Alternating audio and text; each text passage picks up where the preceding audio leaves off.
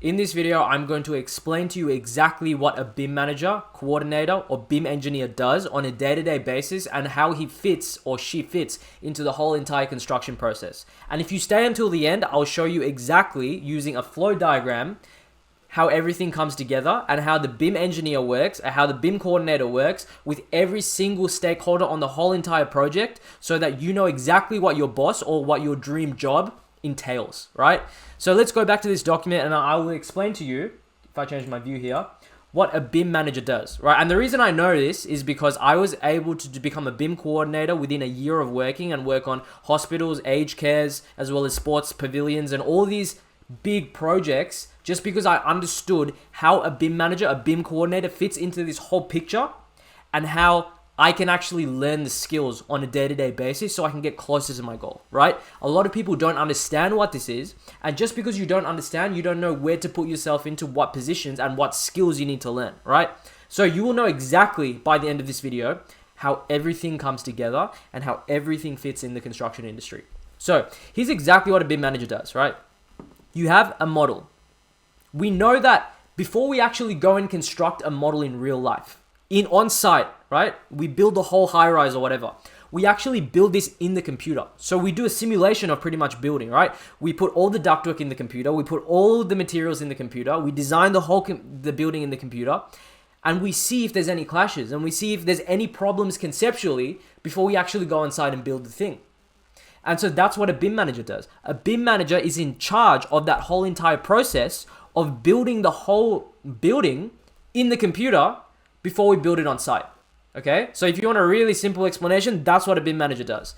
And so a BIM manager makes sure that you have different models, right? You have an architect's model, you have a structural person's model, you have an engineer's model, you have a contractor's model. You have 4 or 5, 6, 7, 8 different models, and we want to combine all these models into one, and we want to make sure that it's all overlaid perfectly and there's no clashes between any of the services, okay? So as you can see, you have a design model, you might have an equipment model, you might have a structural model. These are all going to get combined into one central model, which is called the integrated model. This is where everything comes together, and the BIM manager looks at every single level to see what are the major clashes and how do we solve these clashes before we actually produce all of this material, find the material, source the material, and bring it and construct it, right?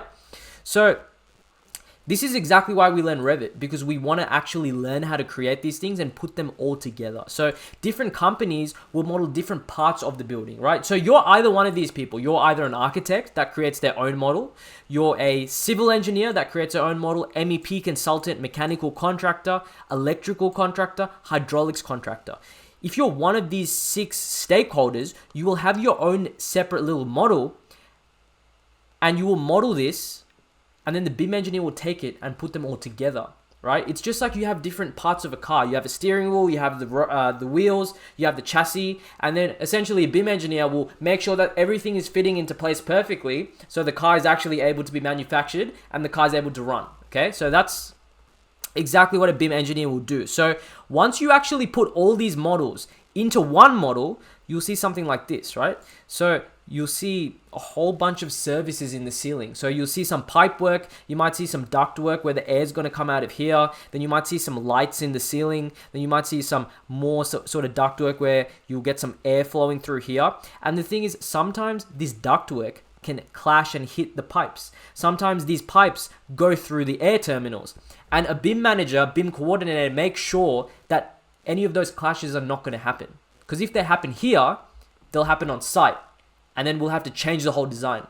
So making sure everything is perfect is the BIM coordinator's, BIM manager's role. Okay, so if we go to a flowchart, this is exactly what happens in the whole construction process and why a BIM coordinator is so important. Okay, so the client has an idea. This is where everything starts. The client will come up with an idea. I want a hospital to be built. Okay, then the client employs an architect because all the client knows, right, is I want to build a hospital and I want it to look like this. They've just got a vision in their mind. The architect brings that to life. The architect goes, asks a few questions, and with their experience, they're able to sort of bring a render using Revit to life and say, like, do you want the hospital to look like this? What sort of rooms do you want in the hospital?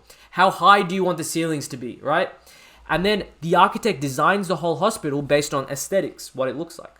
And then what happens is we get an MEP consultant and a structural engineer on board. And then we start to actually put in the structural elements to make sure we can actually construct this. We start to put in MEP, which is mechanical, electrical, plumbing. So we put air in the ceiling, like ductwork, so that we can actually ventilate and provide air conditioning to each of the rooms.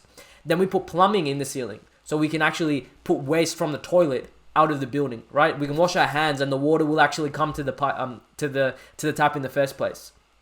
And you have electrical, so you want to have lights in the whole building as well. So you have an MEP consultant that's going to do the design for that whole hospital, and it's going to put that inside the ceiling space that the architect has designed. But here's the thing. As you model this in Revit, the MEP engineer goes to the BIM coordinator and says, there's actually no space to put our ductwork. There's no space to put our lights in the ceiling. We need to reduce the ceiling height. So then the BIM coordinator goes back to the architect and says, okay, can we reduce the ceiling height? And then the architect goes, okay, let's reduce the ceiling height. And they all communicate with each other, these three people, in order to make the vision of the client come to life. So you want to make sure that all the services are going to be in the ceiling, and the architect is happy to lower the ceiling height or increase the ceiling height just so we have aesthetics. It looks nice, but we also have everything in the ceiling perfectly modeled, right? That's where the BIM coordinator comes in. After this, when we reach a certain level of concept design, where there might be a few clashes left, it's not fully designed, but maybe 70-80% of the way there, we'll actually go and find a builder. And this builder is the person that's going to actually construct this whole thing on the site. So they're in charge of actually finding all the subcontractors that are going to come in as contractors and actually build this hospital in the first place. So the builder is going to hire 4 main people. A mechanical HVAC contractor, right? So we can put ductwork in the ceiling and give some air to the whole building, ventilation.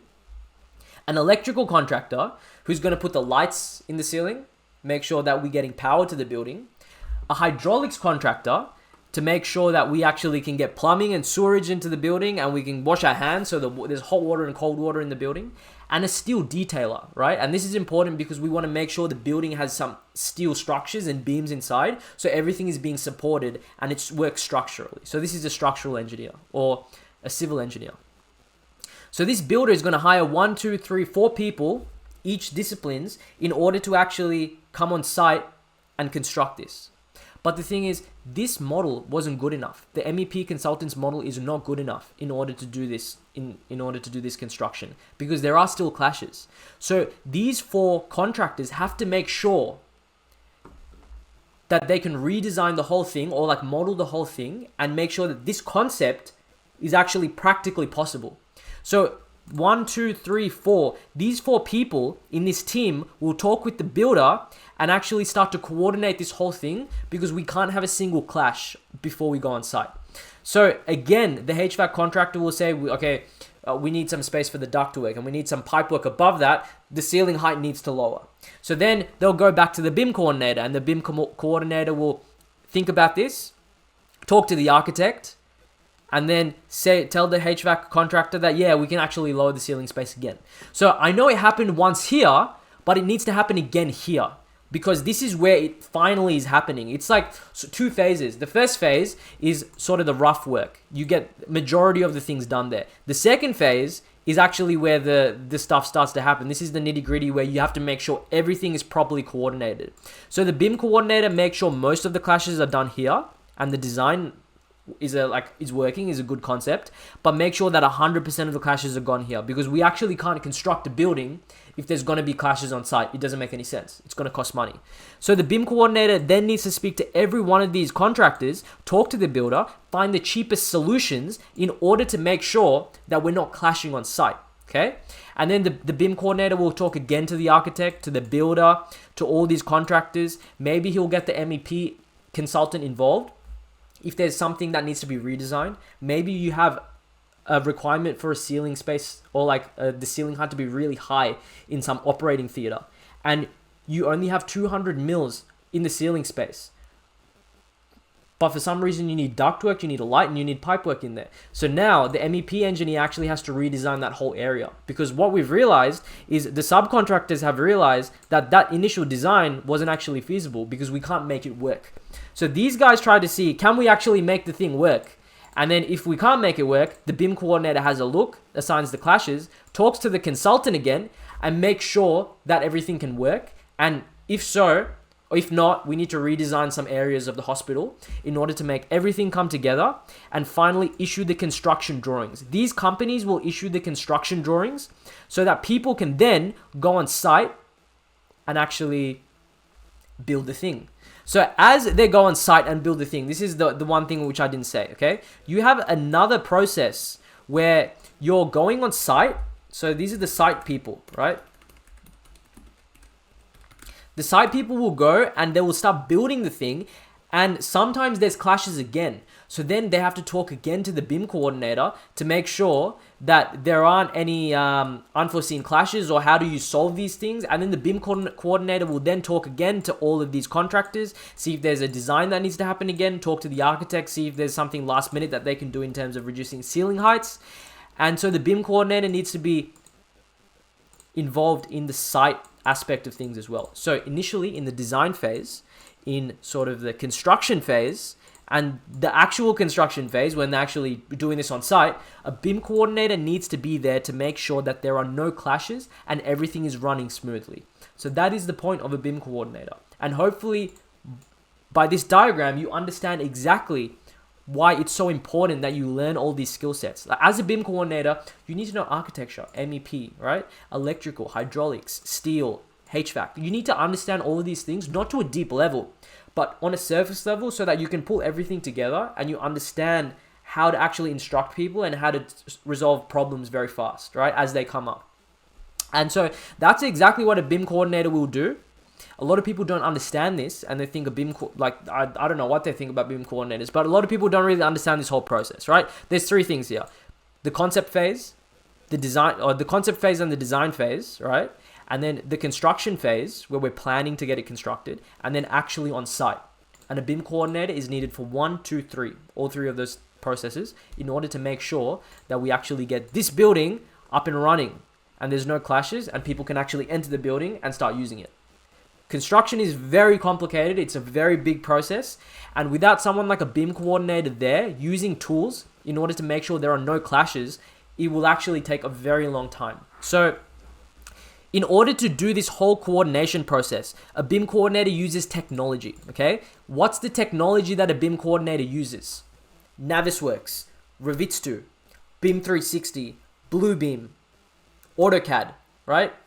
You need to know all these tools in order to quickly be able to run clash detections, send emails, make sure that they understand exactly who needs to move what in order to get the outcome on time.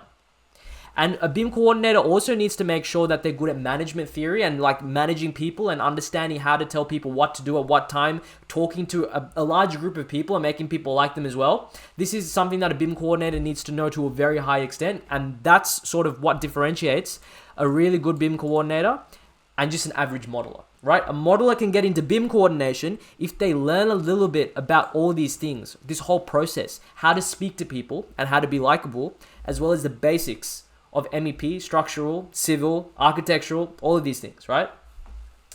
So, if you have any questions, feel free to ask me. Links in the description.